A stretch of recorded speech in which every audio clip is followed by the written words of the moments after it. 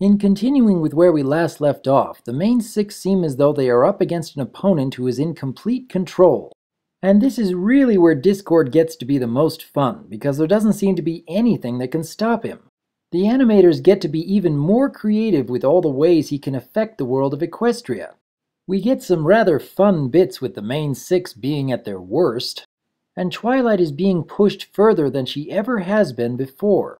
It makes for a very engaging and enjoyable second half of a season premiere. As the episode begins, Discord is loving every minute of his triumphs. While the rest of the main six begin fighting with each other, Twilight goes up to Discord asking about the elements. After Discord has another laugh, he causes the two of them to disappear and then go to watch the riddle as it unfolded.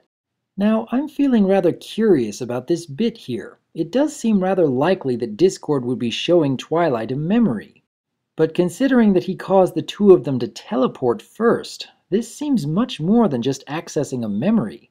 Is it possible that Discord actually has the power to bring Twilight and himself back into the past? Now, they seem to be phased out of reality here, which likely means that they could not affect the past but only view it.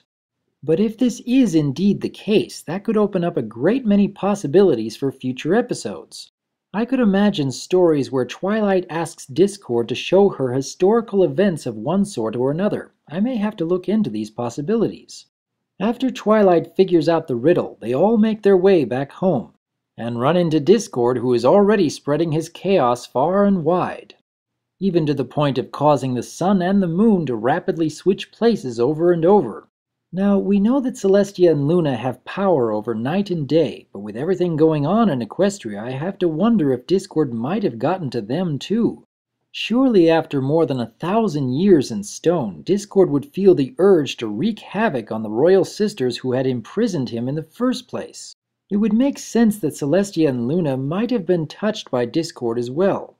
Too bad we don't actually see that happening though. Might have been interesting. As we see the rest of the main six entering Twilight's home, they are losing even more of their color and becoming even more of a hindrance. And Twilight is beginning to lose herself to frustration. After she has recovered the elements and puts them on all of her friends, Spike reminds her that Rainbow Dash isn't here. So Twilight puts the necklace on Spike and says that he is now the new Rainbow Dash. Now, I realize that Twilight is rather frustrated at this point and is trying desperately to put Discord in his place, but I have to wonder about this element of loyalty here. Would Spike actually be a good fit for the element of loyalty? He has been shown to be at Twilight's side in even some very dangerous circumstances, even following her orders in moments when they don't always make sense. I have to wonder whether the element of loyalty would accept Spike as a bearer.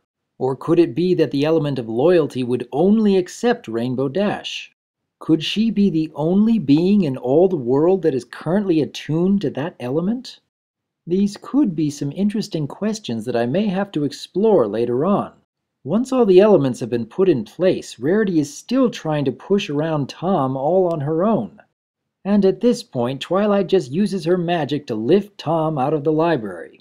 Now, why didn't she do that earlier? It seems to me that she didn't have to carry Tom on her back if she was able to lift this boulder so easily with her magic. Anyways, when Twilight attempts to use the elements of harmony, she and the rest of the main six rise into the air, with their respective elements glowing. That is, except for Spike and his necklace. So perhaps the element of loyalty really is only attuned to Rainbow Dash.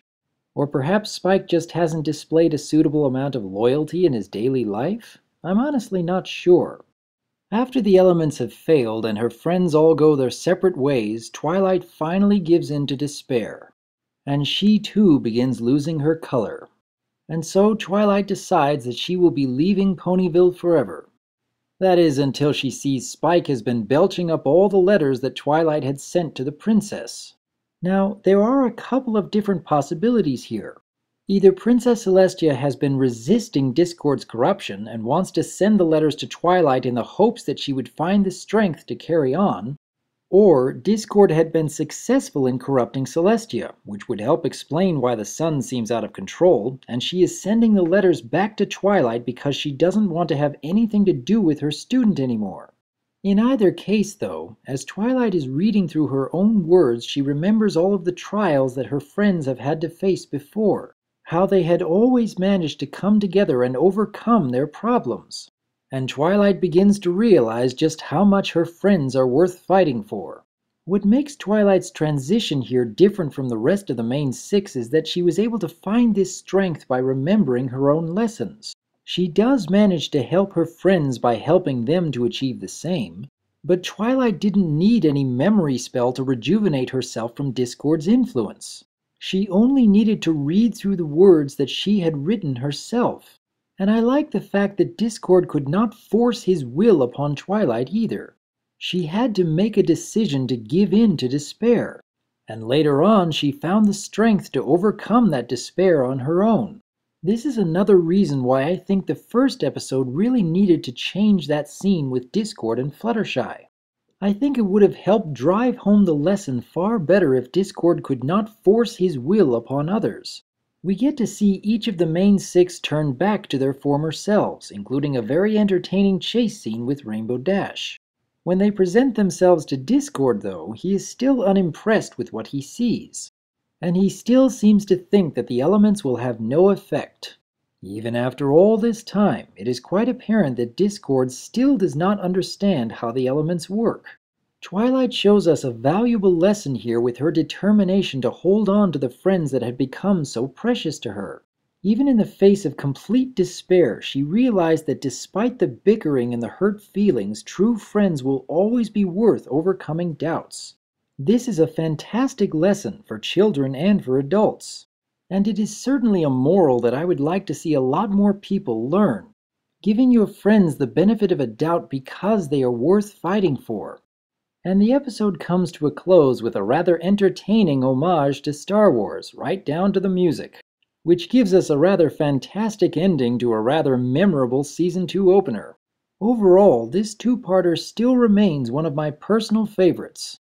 I realize that being the first two episodes that I saw in MLP gives it a certain nostalgic value, but even putting that aside, I believe that this is the strongest season opener yet. Its comedy is unique, its adventure is memorable, its lesson is so relatable. It still gets better and better every time I watch it. And I look forward to seeing many more adventures in MLP's future. In the meantime, though, I would like to hear your thoughts about these episodes. Do you believe that Spike might have been able to represent the element of loyalty under different circumstances? Do you believe that Discord might have been able to corrupt the Royal Sisters even if we didn't see it happen? Could Discord really have the power to view past events as they happened? Was there anything about these episodes that you hadn't noticed before? I would like to hear your thoughts about the return of Harmony, and here's to looking forward to the next season opener. I am Dr. Wolf, and I look forward to hearing from you.